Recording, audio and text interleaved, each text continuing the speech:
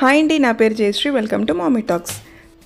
ఈరోజు వ్లాగ్ని మార్నింగే స్టార్ట్ చేశానండి. ఆఫ్టర్నూన్ వరకు వ్లాగ్ షూట్ చేద్దాం అనుకున్నాను, బట్ క్లీనింగ్ హడావిడిలో పడి వ్లాగ్ షూట్ చేయడం కుదరలేదు. అందుకే ఒక షార్ట్ వీడియో పోస్ట్ చేస్తున్నాను. వేదిక్ కొంచెం సిక్ అయ్యాడు, వాడికి కోకోనట్ వాటర్ ఇస్తున్నాను. ఇలాంటి కోకోనట్ ఓపెనర్ చాలా బాగా యూజ్ అవుతుందండి. కిచెన్లో ఖచ్చితంగా ఉండాల్సిన ఐటమ్. ఇన్ కేస్ ఎవరికైనా రిక్వైర్మెంట్ ఉంటే అమెజాన్లో చెక్ చేయండి. 2-3 మోడల్స్ ఉంటాయి, చూసి ఆర్డర్ చేసుకోవచ్చు. చాలా బాగా యూజ్ అవుతుంది. వేదికి బాగా కఫ్ ఉంది, అందుకే ఇలా ధూపం వేస్తున్నాను. బొగ్గుల్ని బాగా కాల్చి అందులో నువ్వుల నూనె, వెల్లుల్లిపాయ తొక్కలు ఉంటాయి కదా, అవి వేస్తాను. ఇంట్లో ధూపం వేసినప్పుడు సాంబ్రాణి వేస్తానండి, బట్ ఇలా పీల్చడానికి అనేటప్పుడు కేవలం నువ్వుల నూనె, వెల్లుల్లిపాయ తొక్కలు మాత్రమే వేస్తాను. చాలా బాగా రిలీఫ్ని ఇస్తుంది. అండ్ ఈరోజు బ్రేక్ఫాస్ట్కి జొన్న దోశలు వేస్తున్నాను. చాలా టేస్టీగా ఉంటాయి, హెల్తీ కూడా. అది మనందరికీ తెలిసిందే. జొన్న రొట్టెలు చేయడం కష్టంగానే ఉంటుంది, మాకైతే అలవాటు కూడా లేదు. జొన్న రొట్టెలు చేయడం కష్టం అనుకునే వాళ్ళు ఇలా జొన్న దోశలు చేసుకోవచ్చు. చాలా టేస్టీగా ఉంటాయి అండ్ సింపుల్ కూడా. ఏ రోజైతే బ్రేక్ఫాస్ట్ చేయాలనుకుంటున్నామో ఆ ముందు రోజు మార్నింగే 1 గ్లాస్ మినప్పప్పుకి 2 గ్లాస్ జొన్నలు, కొంచెం మెంతులు నానబెట్టాలి. ఖచ్చితంగా 8 గంటలు నానబెట్టాలండి.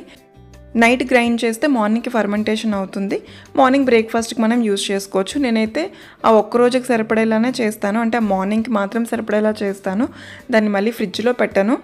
జొన్న దోశలు కానీ లేదా సజ్జ దోశలు కూడా ఇలానే చేస్తాను, అంటే ఆ ఒక్క రోజుకే వచ్చేలా చేస్తాను. అది కూడా మార్నింగ్ బ్రేక్ఫాస్ట్కి మాత్రం వచ్చేలానే.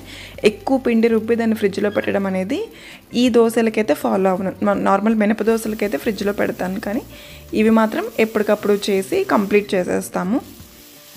దోశలు చూసారు కదా ఎంత బాగా వచ్చాయో.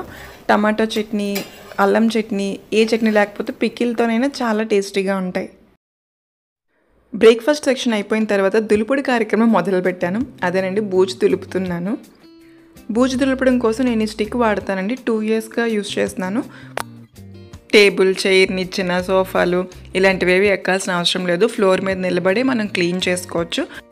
చూస్తున్నారు కదా రాడ్ ఎంతవరకు ఎక్స్టెండ్ అవుతుందని. స్టీల్ది కాబట్టి కొంచెం స్టిఫ్గానే ఉంటుందండి, వంగిపోయినట్టు అలా ఏం అనిపించదు. ఇలా ఎక్స్టెండ్ చేసి ఎంత హైట్లో ఉన్న బూజునైనా మనం హ్యాపీగా క్లీన్ చేసుకోవచ్చు. మీదనున్న బూజు దులపడానికి మాత్రమే కాదు, గోడలు తుడవడానికి, డోర్స్ క్లీన్ చేయడానికి కూడా ఇదే యూజ్ చేస్తాను. ట్యూబ్లైట్స్ మీద, బల్బ్స్ దగ్గర చాలా డస్ట్ అనేది అక్యుములేట్ అవుతుంది కదా, అది కూడా ఈ స్టిక్ యూజ్ చేసే క్లీన్ చేయొచ్చు. కొంచెం కేర్ఫుల్గా చేయాలి అంతే.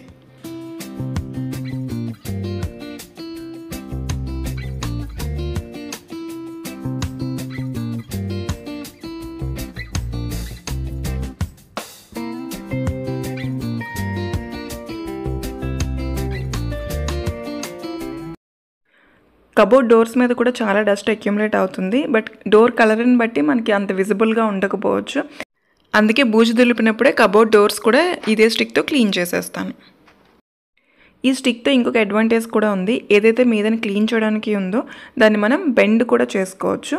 ఇలా బెండ్ చేసినప్పుడు TV units, curtain rods, corners ఇలాంటివి ఈజీగా మనం క్లీన్ చేసుకోవచ్చు.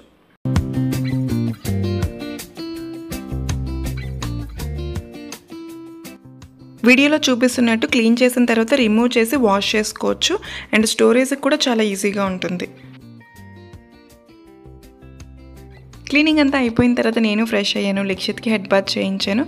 హెడ్ బాత్ చేయించిన ప్రతిసారి ధూపం వేస్తాను.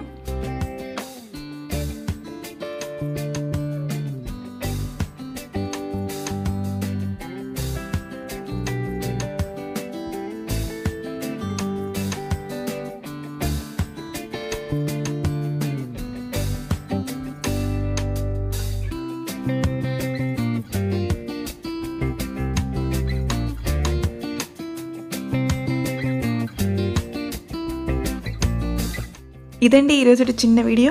ఎలా ఉందో కామెంట్ చేయండి, నచ్చితే లైక్ చేయండి, సబ్స్క్రైబ్ చేసుకోవడం మర్చిపోద్దు. నెక్స్ట్ వీడియోలో కలుద్దాం. Bye bye.